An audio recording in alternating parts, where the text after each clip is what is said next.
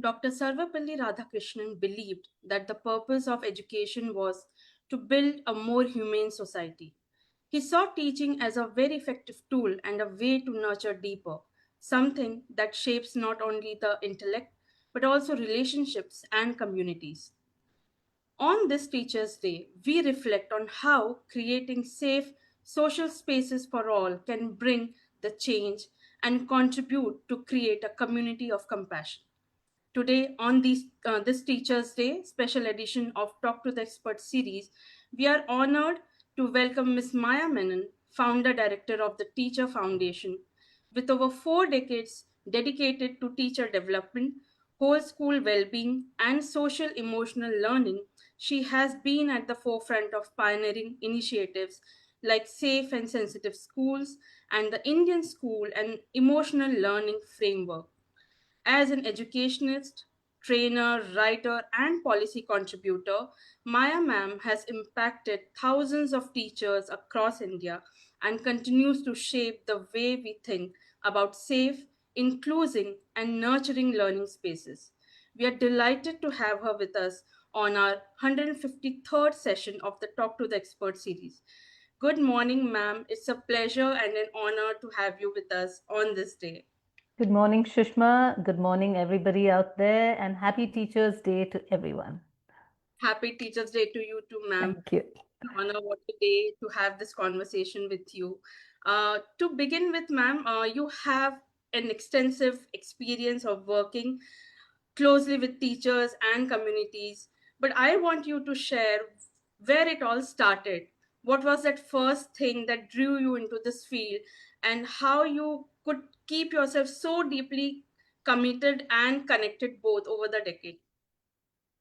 Yeah, I mean it's a difficult question, but it's a question that many people have asked in the past also, and I always answer with a simple thing of I just stumbled into the teaching profession. I was a mere 19-year-old having just finished my graduation in botany honors from Delhi University, and at that time, all after graduating, at that point, all I was clear about was that I wanted to earn. I wanted to have a job. I wanted to feel independent and I wanted to feel in control of my destiny. So I toyed with the idea of doing a master's in botany honors or doing a B.Ed. And doing a B.Ed seemed more appealing at that time, partly because many of my friends were doing B.Ed or had thought about applying for B.Ed. So in the late 70s, I'm talking about the late 70s, we had to go through an entrance exam in Delhi University and a rigorous group discussion and interview process before you could actually secure a place in the Central Institute of Education, or CIE as we called it. I did creditably and secured admission, and a month after I joined CIE, I received notice of admission for my MSc Botany Honours. But by then, I had already settled into a wonderful rhythm in CIE, and so I stayed. And that resulted in my lifelong work in schools, first with students as a school teacher for about 9 to 10 years, and now for the past over 25, 30, nearly 30 years, working with teachers. What appealed to me about my B.Ed college, which is CIE in Delhi, was the fact that for the first time, the faculty, the teachers, the lecturers, the professors treated us like responsible adults. The coursework required us to question, to think, and most of all, I loved working with peers who came from varied ages and backgrounds. Otherwise, right through school and undergraduate, you always tended to have students and classmates who were all of the same age. And but in our B.Ed course, we suddenly had people who were much older than I was a 19-year-old, and there were people who were 38, 35 and 38 years. And that was wonderfully, enlightening and freeing for me to be able to interact with classmates who were much older than us, much older than me, and far more experienced than me. And so there was a lot of learning, peer learning, learning about life experiences, learning about their own educational backgrounds, and of course, learning together to become good teachers. So that's how I became a teacher way back in 1979. Wow, that's truly inspiring. And, like you said, while you were the youngest, there, but you had some amazing people who were there with you, who you were learning while you were also experiencing so much, and That's right. that has Uh, yeah, transformed how you have seen I it just grow. want to, sorry, Sushma, I just want to add that I think we are lucky if we find a career or vocation that is constructive and outward looking. When I say outward looking, it's not about myself, it's not about how am I growing, it's about making a difference to someone else's or many other people's lives and improving a social or human condition, which is what teaching is. And finding such purpose and meaning is an immeasurable gift that we are given. And that was a gift that I was lucky to get at that time. And so here I am. And we are lucky to have you, I must say, with that lifelong purpose which you mentioned here. uh, I also want to know, ma'am, that through this experience, when you founded the Teacher Foundation, what was your initial thoughts, or what was the vision you had in mind? And over the years now, when you have been working extensively, how you have seen it evolved? Yeah. So my intent with TTF, the Teacher Foundation, was to create a center for teachers, of teachers, by teachers. And all of us who worked in TTF, who work in TTF with teachers, are people who've been previously teachers. It's not people who are assuming that they know what teachers should do without having been teachers themselves. So back in 2002, when TTF began, there weren't any such comparable organization. There are a lot of NGOs working in education, but working directly with children. Actually, even now, when I think about it, even though there are many more organizations beginning to work with teachers, they don't. I don't think they are. Even though I say so, they don't have the same depth of understanding of the complexity of teaching as a career, the complexity of changing schools, changing learning experiences for our children, and so on. So TTF was set up as a sort of one-stop shop for teachers and educators, providing opportunities, ideas, resources for teachers, head teachers, school administrators to learn, share, enhance their professional practice. We like to think that every teacher we reach out and touch, in a sense, is left far more enabled and more inspired. And that's what our tagline is: every teacher more enabled, more inspired. What sets us apart from other organizations that work with teachers is the fact that all TTF facilitators and trainers have been lifelong teachers themselves, have been past teachers themselves in regular mainstream schools. It's important, and I say main, not that alternative schools do wonderful things. Special schools do, address an important need, but mainstream schools form the bulk of schools, bulk of the volume of schools in our country. And unless you understand what goes on in mainstream schools, it's difficult to reach out to and enable and inspire teachers.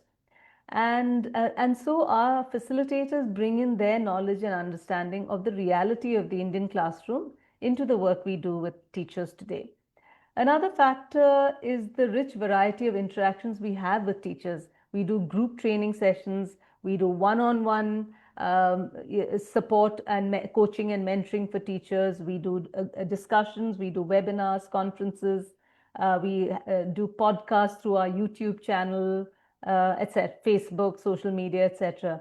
We have to date physically trained over a lakh and 5,000 teachers from all over India, as well as from across the spectrum of schools: government, private, urban, rural. The journey has been quite enjoyable, I would say, illuminating and challenging.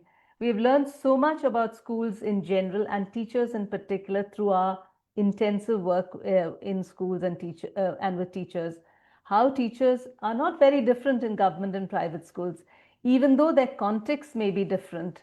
Why change is difficult for teachers, and also how change can be effected, regardless of the fact that it's difficult, how it can be effective, made possible in schools and classrooms.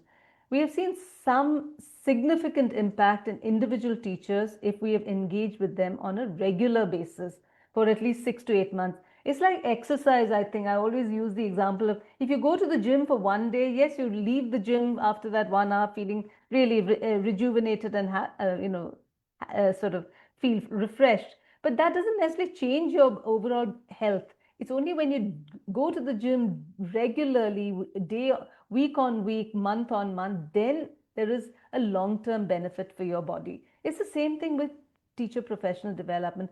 One day of an exciting professional development program is is maybe interesting at best, but it doesn't change teachers' practice unless we work with them at least for about three, minimum 3 months. We suggest 6 to 8 months. Then it becomes embedded into your psyche. It becomes a habit for the teacher to adopt more conducive, more contemporary, more student centered approaches to learning. In terms of evolving, your question, Sushma, about how we evolved over the years, over the last 23 years, I think in essence, we have not changed our mission and vision of making schools enabling environments for all students by empowering educators to become energetic, effective, reflective practitioners and lifelong learners. That's our vision statement. That essence still is the same. The essence of TTF still is keeping teachers at the heart of all we do. But I think what we do better now is how we are reporting back to schools, to governments, to donor organizations who support our work with the government school system, the government school work, etc. It's about how we use technology to study impact better, more effectively, and so and more quickly. I think that has changed, but I think at the heart of what we do, that is still the teacher in the classroom and enabling that teacher to inspire her or his students. Lovely. Like you mentioned, enabling them, equipping them, empowering them, and creating that impact so that, across demography and across any school setup. I think that it takes a lot of effort. And we have Purnama Shivaraman here. She's praising the efforts, and, hats off to all the teachers and their dedication. Yeah. And she's all praises, and she agrees to the fact that yes, it requires commitment, it requires empathy, and that is how we see the whole education working, and how our teachers are evolving through using technologies and equipping themselves well. But I'm coming back to today we are here to talk about creating social safe spaces for Yeah. all. And like you said, over the years the vision statement remains same, but you have adapted to whatever came all in the way, and you use it at the best, and you saw that how it is impacting the teachers and how it can help them better. Now when we talk about creating social safe spaces, there are a lot of narratives, but I want you to tell us what exactly it means when we say social safe spaces. To me, a safe social space would be one that enables every stakeholder. When we're talking about schools, the key stakeholders are, of course, the students and the teachers. But there are other people also, support staff, the school leadership, and so on. So, a safe social space in a school would be one that enables every stakeholder feel included in conversations and interactions in a way that are welcoming, safe, stimulating, both physically, emotionally, and intellectually. So everybody must feel welcomed, everybody must feel safe, everybody must feel stimulated in order to learn, grow, engage, interact with each other, and so on.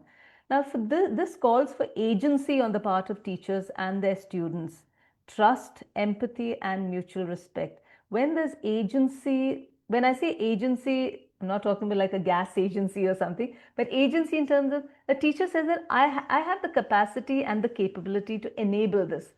The teacher is not helpless. The teacher says, I can do it. So that is agency. So agency is required on the part of teachers and therefore, of course, students, and also trust, empathy, and mutual respect. That is definitely a socially safe space. A safe social space does not mean being in utopia, of course. It means that everybody is equipped to handle obstacles and conflicts in resilient ways.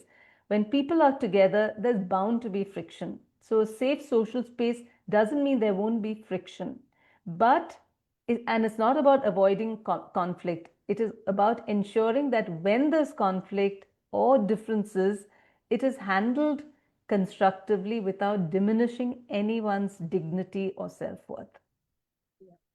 I think that's the way I would look at social spaces. And in fact, at TTF, we use, Jenny Mosley was a well-known teacher educator from the UK, and the Teacher Foundation, the sole accredited training provider for Jenny Mosley in India. So we use Jenny Mosley's whole school ecosystemic model of quality circle time to embed safe social spaces in schools. It's a wonderfully holistic model that's thoughtful, dynamic, and at the heart of it is setting up three listening systems: group listening, which is circle time, one to one listening, which we call bubble time, and non-verbal listening, which we call think books. And we always say that a caring school is a listening school. A school that listens to its people is a caring school. And when you talk about socially safe spaces in schools, it is about people listening to each other, therefore, people caring for each other. Beautifully put up, ma'am. Swati is here, and she agrees to that wonderful explanation of safe spaces. And it is like you mentioned that there has to be friction because there are people around, and everybody has their own opinion, everybody has their own state of mind. But then, how beautifully we carve that space that everybody is valued, heard, and like you said, listening is the most important part. Until Yeah, unless we don't listen, we cannot be compassionate, or we can't show empathy to the person who is next to us. And yes, quality circle times are a big game changer there. Thank you so much for highlighting that, that how in schools quality circle time is playing that role. But when we talk about schools specifically, how do you say that the safe space is important for both neurodiverse and neurotypical children, and how you see that this one change in the process can, or the mindset can change how the child will experience the entire school life, because it's a huge chunk of their life. So how you see sure. that in the context of schools? Yes. I think safe spaces help shift school life from being about survival and compliance. A lot of our schools are all about following the rules, being disciplined, and you just sort of survive classes, survive tests, and survive exams, and so on. So we need to shift school life from survival and compliance to being about connection and growth. How are we helping and enabling growth for all our children? This would ensure that no child, whether neurodiverse or neurotypical, feels invisible, unsafe, or silenced. I think that's important, that every child, all children, need to feel visible, safe, and have a voice. They shouldn't feel silenced. So, for neurodiverse children, particularly those with autism, ADHD, dyslexia, learning difficulties, and so on, a socially safe space provides that sense of predictability and security, which is essential for children not to feel overwhelmed or confused and so on. It reduces their anxiety and overstimulation. It also affirms their differences as strengths rather than treating them as deficits. A lot of times, neurodiverse children are always treated with a sort of deficit approach, and we should not do that. And it also helps them encourages them to participate and have a voice on and all things that's linked to their life and learning in the school. For neurotypical children, a socially safe space models and nurtures empathy. Neurotypical children need to know that life and the world is not just about getting ahead, but also allowing other people to come along and to take everybody along. So I think that is something they need to learn. It's important, not just about getting ahead. It allows them to express their own insecurities and vulnerabilities, and that's important. It helps reduce peer pressure and competition, etc. A lot of times schools are all about competition, and they use the word healthy competition, but it's still competitive and it's never healthy. So we need to look at reducing peer pressure in our schools. And of course, it teaches them to engage in conflict and disagreement in healthy, constructive ways.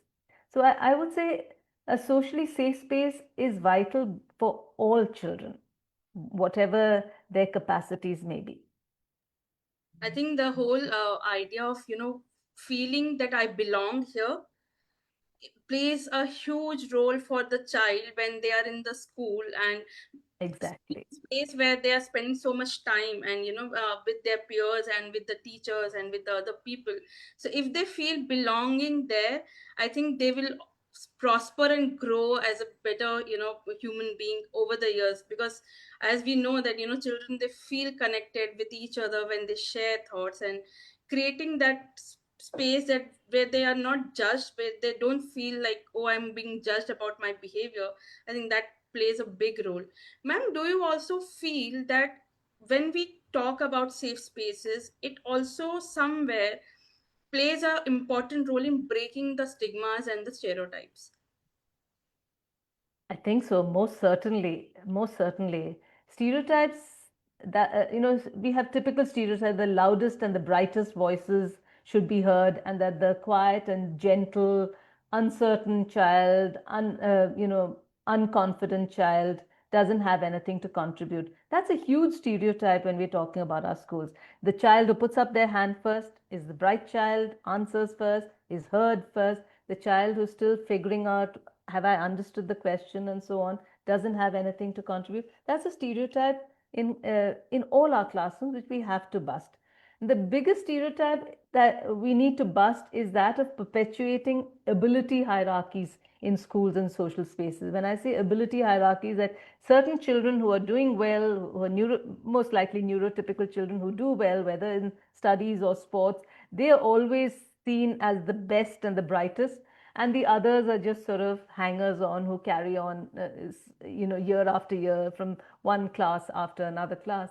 That is something we have to bust, because there's a certain anonymity that, a tag of anonymity that's placed on children who are not necessarily shining, but that doesn't mean those children don't have capacity, and that those children will not shine later on, maybe 10 years later after they've left school and so on. Because a lot of young people come into their own years after they've left educational institutions, when they suddenly find, sometimes through life experiences, suddenly find a purpose and meaning and a sort of status in what they want to do and so on.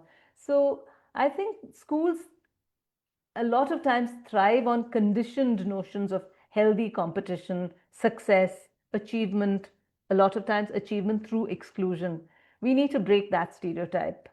Schools are perhaps the only places where we have the time, because a lot of times teachers tell me in school, we don't have time, we've got so much to do, we've got so much syllabus to cover, there's the exams, and then the school days and annual days and sports days, etc. But schools are the only places where we have the time. You will never, how many, where would you get 10, 12, 15 years? A child, when they go start kindergarten and then they finish grade 12, it's pretty much about 13 to 15 years of life, in usually sometimes even in one institution. What more time do you need than that? So schools are the only places where there's time and opportunities to question outdated, unhealthy social norms that have been so antithetical and to human thriving and happiness. And I think schools have that time. It's just that they need to take the long view. They tend to see it as week on week, term by term. But they need to see that this child is with us for so many years, and or these children are with us for so many years. How can we, leverage and help them achieve their best potential by the time they leave our schools? I think that's the long view schools need to take if we Love. have to bust stereotypes. Yeah. I think, yeah, it's a long time, and it's, as we keep the doors open and we work on our children, we would see that by the time they leave the school, they are thriving into, young adults with a lot of new opportunities, capabilities, and they have their own way to shine. So I think Yeah, that belief in them and working with them is what, is required. And yeah. where creating that safe space helps to nurture that, thought also. Ma'am, you have also worked and you talk a lot about the well-being. be it teachers, be it educators in general, and the community or the parent. But when we say well-being, there are a lot of thoughts that are connected to well-being. But I want you to simplify that. What does well-being means, and how does or how deeply it is connected in creating safe social spaces? Yeah. Yeah, actually, it's just in the last 5 years, maybe during the pandemic, it started, and now it's become such a thing. Well-being, wellness, mental health, they've all suddenly become buzzwords. Don't get me wrong, they're all absolutely essential ideas for us to pursue. But they become a buzzword post-pandemic. But we need to go beyond the buzzwords to the basic need that well-being addresses. And what does the well-being address? The need to be heard, listened to, loved, uh, feel valued, and feeling motivated to achieve one's best and best potential. That is what wellness should be in its complete. It's not just physical wellness; it's emotional wellness. It's uh, intellectual wellness. It is creative wellness, etc. So, in fact, at TTF again, we use Jenny Mosley's concept of visiting the five wells, and we call it spice for short. And the whole idea of wells is the metaphor of wells is about how do you replenish yourself um, by going to visiting five wells to draw water from the wells in order to sustain ourselves. And the five wells can be in short called spice. S for spiritual, P for physical, I for intellectual, C for creative, and E for emotional. So, how do we replenish and rejuvenate ourselves spiritually, physically, intellectually, creatively, and emotionally? That is something because these are vital facets of our lives. So, how are we purposefully nurturing these vital facets in our lives? So, when we work with teachers, we actually give them ideas. In fact, we give them a booklet, Happy Teachers for Happy Schools, and we give them ideas of how teachers individually or collectively in their staff rooms could visit all these five wells regularly in order to draw sustenance from each other as well as feel a sense of wellness and well-being. One important thing we need to emphasize when we talk about well-being and wellness is that, especially for adults, for children it's different, but well-being we talk more in the context of adults, and adults have the capacity to ensure well-being of children. But for adults, especially teachers, we need to be the drivers and architects of our own well-being and happiness. We can't expect somebody else to do it. Yes, sometimes a caring, safe school will foster well-being and happiness of all their teaching community and all their staff and so on. But as teachers with agency that I talked about earlier, we need to be the architects of our own happiness and our well-being.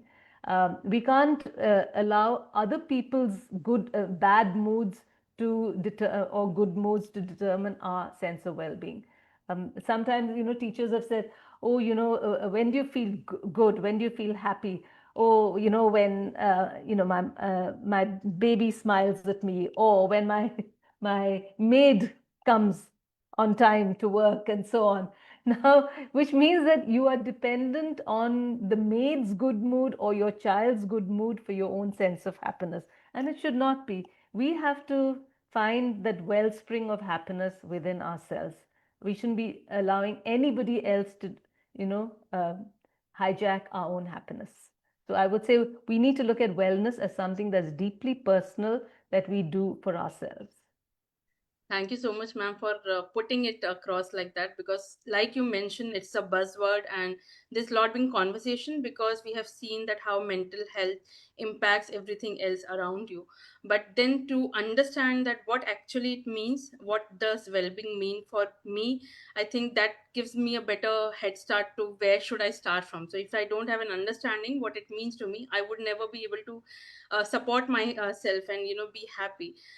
When you have contextualized the social and emotional learning framework, you might have definitely it has its parameters, but over the time, how have you seen it has influenced or worked for schools?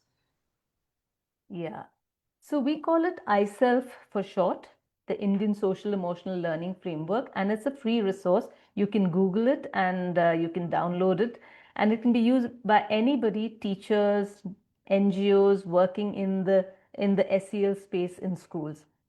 When we began our work in social emotional learning right from our inception in 2002, Teacher Foundation's inception, at that time, however, all we wanted to achieve is have classrooms or help create classrooms or encourage classrooms to become gentler, warmer, encouraging spaces. So we wanted teachers to become gentler, warmer, and more encouraging towards students.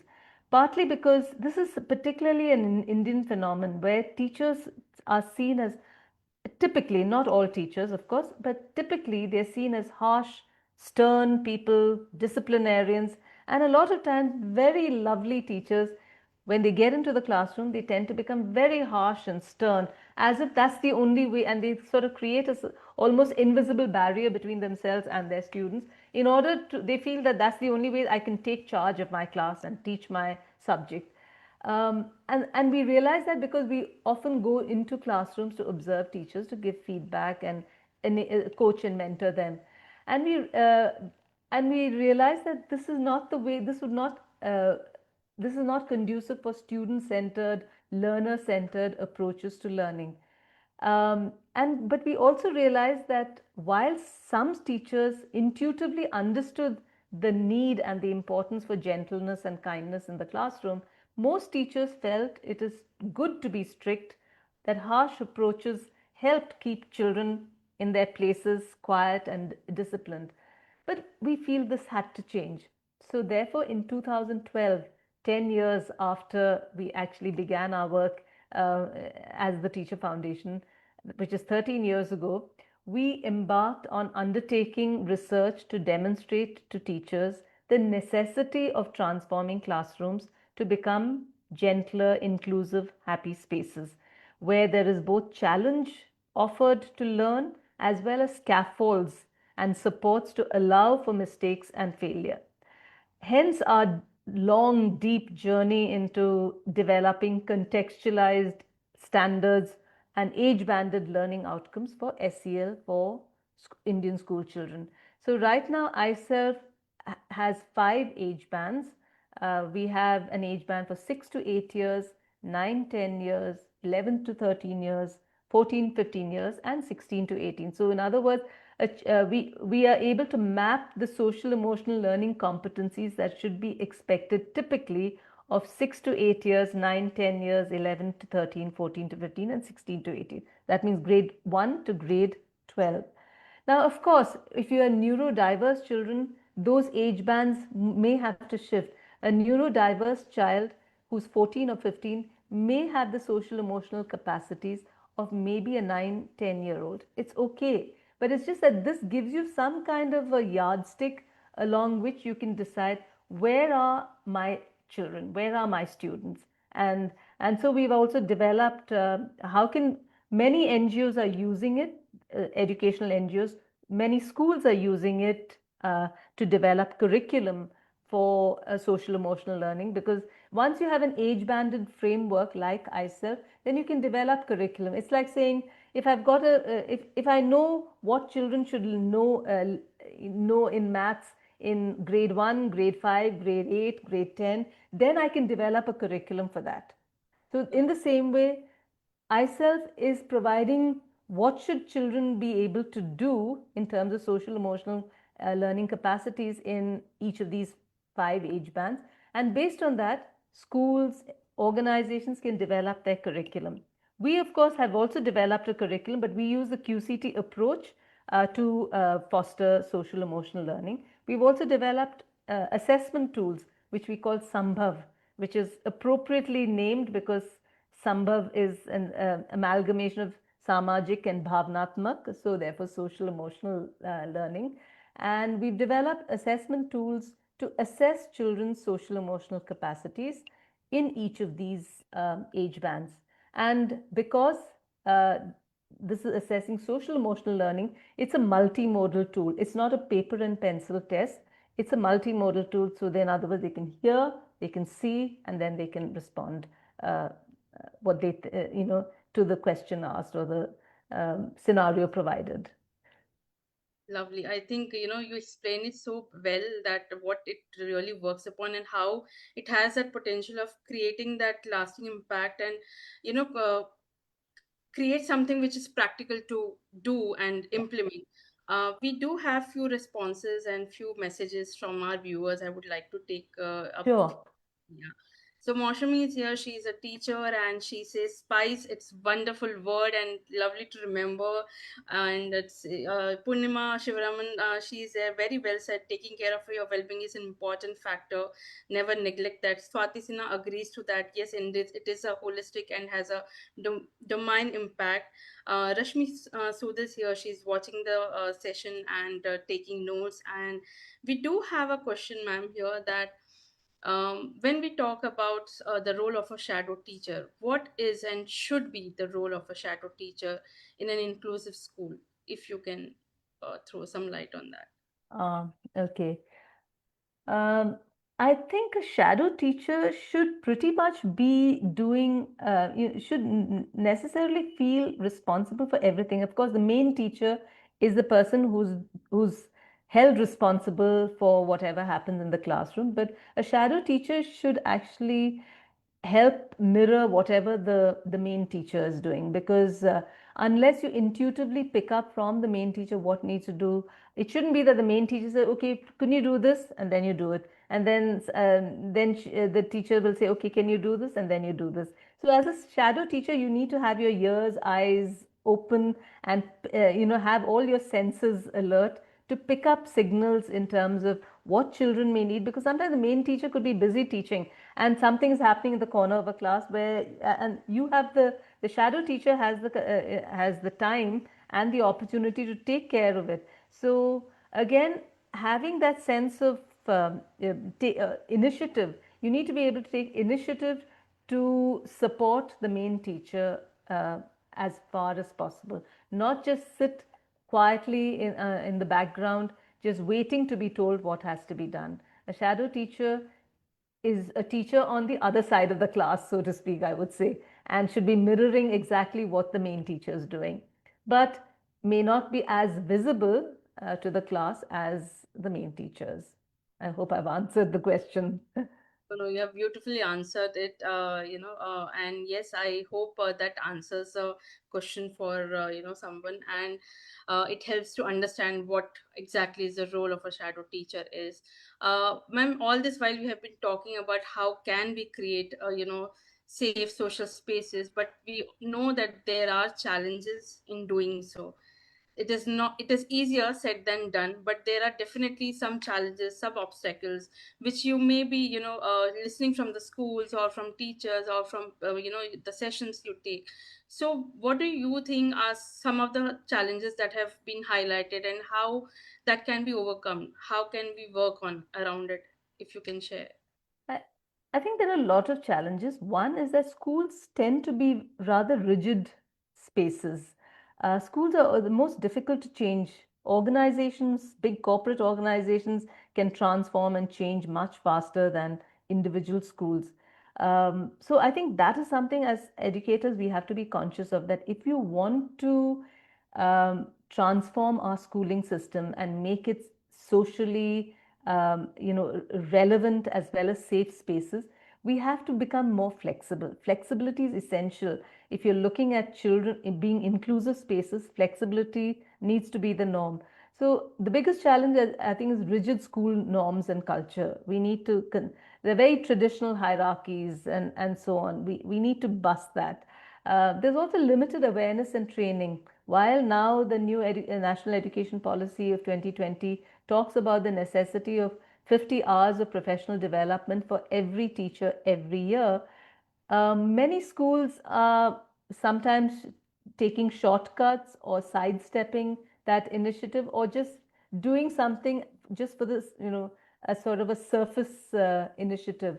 We have to look at fostering professional development and training as an important embedded aspect of school, because that's a big challenge. Because teachers will become more flexible and adaptable to changing circumstances, changing norms, changing educational needs, etc., if they're constantly learning and growing. But if they've been stuck in the way teachers were teaching in 1980s or even earlier, then it becomes very rigid and fossilized. We need to break out of that mold.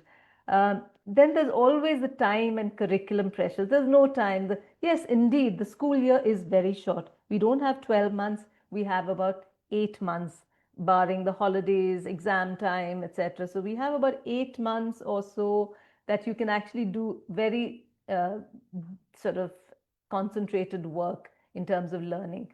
But we need to take, as I said, take the long view. We shouldn't be taking only 8 months. We have 8 months into so many years. So there is curriculum pressure, and but I think a lot of time these curriculum pressures are foisted upon by the teachers themselves, because apart from grade 10 and grade 12, where they are bound for an external board exam, the curriculum, you have a lot of leeway with the curriculum in your younger, especially in the younger classes up to grade 5, grade 6, you have a lot of leeway. And that doesn't mean that you don't teach essential concepts and develop essential competencies and skills in the children. Of course you do. But if you have a textbook with about 15 chapters, you don't have to do all 15 chapters. I'm talking, say, like in a language textbook or a social science textbook. If you teach about 8 of them really well or 10 of them really well, that itself develops a lot of capabilities and competencies in children. So that time pressure is a problem. Sometimes there's resistance to change. Sometimes the resistance to change comes from the parents themselves. Parents say, oh, in my time, this is how we did. So why are you not doing it this way? Yeah, I went to this school and it was a wonderful school. Why are you not doing this? So there are notions, a lot of times parents, especially in private schools, it doesn't happen in government schools, but in private schools, they tend to drive what schools should be doing. And would any patient going into a good hospital decide what line of treatment he or she needs to get, or their son or daughter or child needs to get? Of course not. You depend on the professionals in this case being the doctors and the nurses. Similarly, when parents send their children to schools, they need to depend on the professionalism and the competence of the experts. And the experts in the school would be the teachers and should be the teachers, which means as teachers need to feel confident that I know what it takes. So we need to build teachers' capabilities and confidence to handle sometimes difficult parents and resisting parents and so on. Sometimes it could be the school leaders themselves who are resistant. And that's where we have to have a conversation. We have to have discussions. And I always say, no teacher or school leader ever walks into a school, walks into their job saying, I don't care what others think. I will do whatever I want, and it doesn't matter. Every school leader, every school teacher wants to be remembered for the right reasons, for having being an inspirational educator, for having been memorable, for having been somebody from whom children learnt and benefited a lot. So I think we have to make sure that we look at the good in people rather than um, just focus on the negative or the resistant aspects of people. And of course, another big challenge to creating safe social spaces is about there are peer dynamics. There is a certain level of bullying and negative peer dynamics amongst teachers as well as among students. So we need to be aware of it. It won't go away completely. Wherever there are human beings, there's going to be some level of friction and dynamics, as I said earlier. But we need to address it, and we need to openly talk about it and be transparent about it. And once we do that over a certain period of time, it may not happen overnight, but over a certain period, maybe in 2 years or so, you'll suddenly feel that people are happy to speak openly, people are happy to speak honestly, and people are happy to accept, yes, this is a problem, let's sort it out.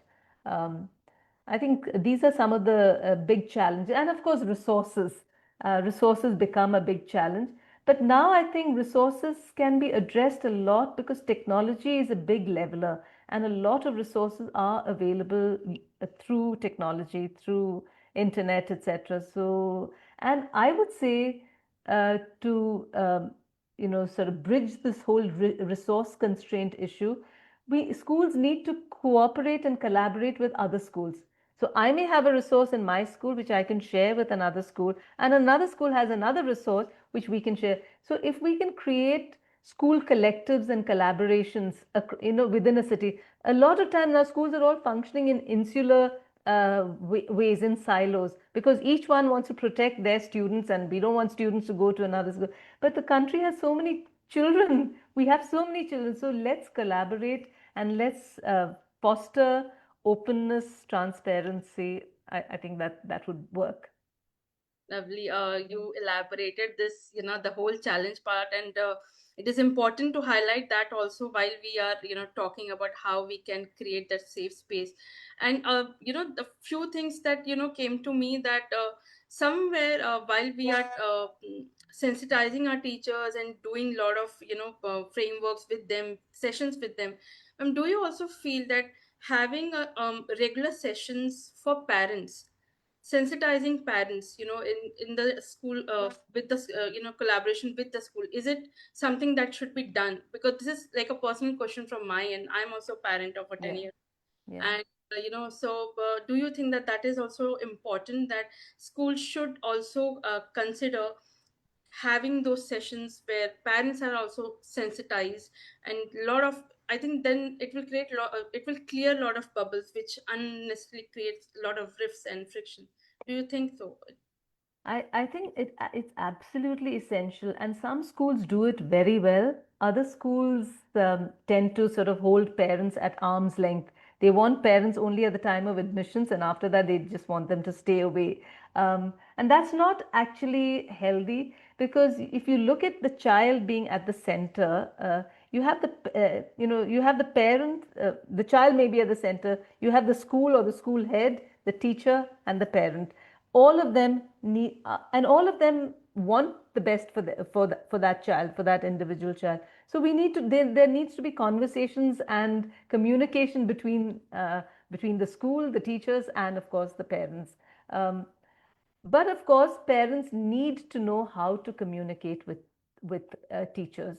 They can't go into in a sort of confrontational mode with teachers. That's very unhealthy. Just they may have a very valid concern, but they need to be able to understand that the teacher is not just the teacher of that one child, the parent's child, but also many other children, because the teacher has to take into consideration at least 25, 30 other children, apart, sometimes even more, 40, 45 children. So the parent has to go in a sort of in a mode that's sort of questioning, and in an exploratory way. I noticed my son, my daughter had said this, and I want to understand what is happening, and so on. That's all. Rather than saying, oh, this has happened and I don't know what is happening in your school, and so on. We can't talk about it in a confrontational way. I think that is essential. But parents can be wonderful ambassadors for your school, and for the teachers. And uh, and if we can leverage the voices and the participation and the support of parents effectively, and some schools do it beautifully, I'm aware of that, that is wonderful for your school and for all your teachers, because they're a great support system. They can offer help. They can offer, sometimes it's help in terms of financial support, sometimes it's help, support in sort of internship support, sometimes it's just to help in field trips, volunteering for field trips or school annual days, sports day, and so on, volunteering for that. So, and when they get that insider view of the school, they would be your wonderful ambassadors for your school. So I think parents would be good. But having said that, there will always be the one odd or two odd parents who are sort of difficult and a little bit always complaining and so on. But because of that, we shouldn't throw the baby out with the bathwater. Parents are great for schools. Here I'll just like to read few comments we have from our viewers here. Maushami Dev, she was the one, she's a teacher herself, and she wanted to understand the role of a shadow teacher. And she's sharing that I have a shadow teacher in my class, and we work hard, hand in hand with her. I'm happy that together we are on the right path and the same page. And Veena Hassan, she's here to develop a bond with children and should always be approachable. It makes them feel comfortable. She shares and agrees with what you shared here. Yeah. She also agrees that parents do have a say in when it comes to private schools, have gone through that phase. Parents must believe in the capabilities of a teacher. They must trust them. Times have changed, and teachers have also upgraded. She also shares that reflections are so important. What worked well with my children in the class, and it should be shared as well with others, so that everybody learns and grows together. So yeah, a lot of learning from all, for all of us. And it's a session full of insights and a lot of takeaways, as we all believe in this. Here I would also want you to maybe share that as a teacher, what does a teacher wants the parent to know? Sorry, I didn't hear that question. Could you What just does say the that again? teacher, what would a teacher like the parent to know? Like we are talking about the all the dimensions here, but as a teacher, if I'm a teacher, what would I want to tell the parent in general, about Yeah. they do. And yeah. Yeah, I mean, I think that's a very personal thing. 'Cause I think it depends on what the teacher and that particular class and that those particular children. So I would say if I were to assume what the teachers should want the parents, I would definitely want the parents to know about how my student, their child, is doing in class, how they are interacting with other classmates, with peers, how they are there certain special likes that or talents that I notice in school. Are there certain in maybe certain incidents that have happened which could be of concern. Sometimes it could be the child had a run-in with another child or with a teacher.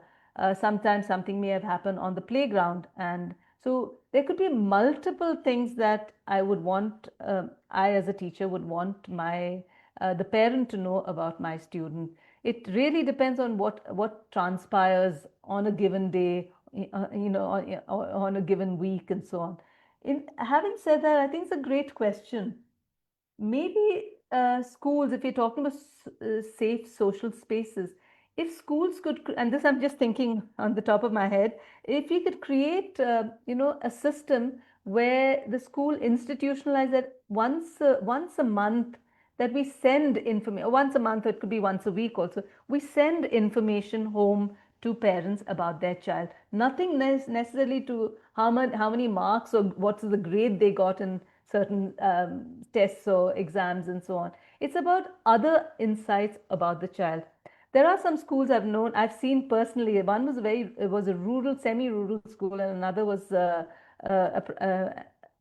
urban school where there was a system of every day that the teacher, say there are 30 children in the class, every day the teacher writes something that they notice that the teacher noticed about six children in the class. That's all. You know, so it could be students A, B, C, D, E, F, could be, or E, F, G. So, and then the next day it could be the remain another six children, and so on. So, in the course of 5 days, 5 working days of a school week, I would have written something about each child. Now, if you do that week on week, at the end of the month, you have quite a lot of information, uh, perceptive information about each child that you can send home to the parents. Um, that it's a good system that you could, That's a institutionalize. good idea, to incorporate in schools and with teachers. Uh, when we see that, we want to have safe social spaces in our schools, in our workplaces, and everywhere. As someone who has been closely working, in with educators and in general also, how you see what are the long term benefits of it when we are constantly talking and building that safe space, be it for teachers, be it for children, be it for parents? if you can, yeah. I think in terms of long-term benefits, I think we need to recognize that a safe social space for school in schools, it should not be seen as a luxury. Um, it is the foundation of learning and belonging. And when children feel that they belong to a school, they are capable of learning. If they don't feel that they matter or that they don't belong in the school, they're not going to learn. So it needs to be seen as a basic necessity, not a luxury that is the purview of some schools, the better private, more posh private schools and so on. It should be for all our schools. Every child, whether neurodiverse or neurotypical, deserves to feel seen, heard, and valued. Again, I'm repeating myself, but it's a fact. So when we work together to build such spaces, we don't just protect children from harm. The long-term benefits is that we are empowering them to thrive, to form healthy relationships, and to grow into empathetic, confident human beings. Inclusion is, and when we talk, safe space is about inclusion, and inclusion is not the job of one teacher or one parent. It is the shared responsibility of everybody in the school: teachers, parents, support staff, etc. So it needs to become a way of life. That's when there's a long-term benefit. So as schools, we need to commit ourselves to creating institutions and communities where difference is respected, kindness is expected, and every child knows they belong. I just want to repeat that difference is respected and Yeah. kindness is expected. It shouldn't be just a sudden gift that you give to a child, and every child knows that they belong. And I also sort of want to end, I know we're sort of coming to the end of this thing, that there's a wonderful quote from Neil Postman, who's an American thinker and writer. And he said that children are the living messages we send to a future that we will not see. It could be our own children, our biological children as parents, but very often it is our children, our students. And we have to think about what kind of children are we sending out into a future that's way after our time. What sort of messages are we sending? Are we talking about only competition and getting ahead, earning more money, and being able to live the good life for oneself? Is it about I, me, mine? Or do we want children to grow up to be compassionate, courageous people who want to do something that's, fosters and protects the planet and so on? In fact, we need to be able to foster empathy, collaboration, sustainability, living within your means, not just about having a lot of luxury goods, etc. And you need to be able to have personal confidence, social conscience, and professional competence. If we can foster that in our children, I think we've left a wonderful legacy for the future. Wow, I think we could not have anything better to sum up the session. And the way you have put it, that how we see the future growing, and how we see our kids, taking the legacy forward. Any closing thought in your mind, because it's Teachers Day, we are talking about our teachers, we are talking about inclusion, safe spaces. Anything that you think wish to share before we sign off? I think I will end with, at TTF, we have this idea of three M's: magic, method, and mastery. And I think that's my message for teachers, that teachers need to bring in that magic, that spark, that excitement into their school, into their classrooms. But they need to do it with a certain sense of method. There must be sequence, there must be process, there must be clear guidelines, and they need to be able to foster mastery of the subject, mastery of the skill that they are trying to teach, the talent they want to nurture, whether it's in singing or dancing or music or mathematics, whatever it may be. So it's about the three M's: magic, method, and mastery. Magic, method, and mastery. Thank you so much, ma'am, for giving us your valuable time today and talking in depth about your experiences, how you have seen teachers flourishing, getting trained, getting equipped. enabled, and sharing those insights. I know there are a lot of people who will watch the session later, and there's so much for them to learn from you. Thank you so much for the everything with what you do. And I just wish that as a community we contribute equally to create that space where every individual can thrive. And like you mentioned, the differences is accepted, and that is the way forward. If we are accepting that, we are creating that space where everybody can thrive. On that note, I'll take a leave. Thank you so much, ma'am. Thank you to our Thank you. so for joining us today. Stay Thank tuned. you, Sushma. Thank you, Shivali. And all the best. Happy Teachers' Day, everyone. Happy Teachers Day, ma'am. Thank you.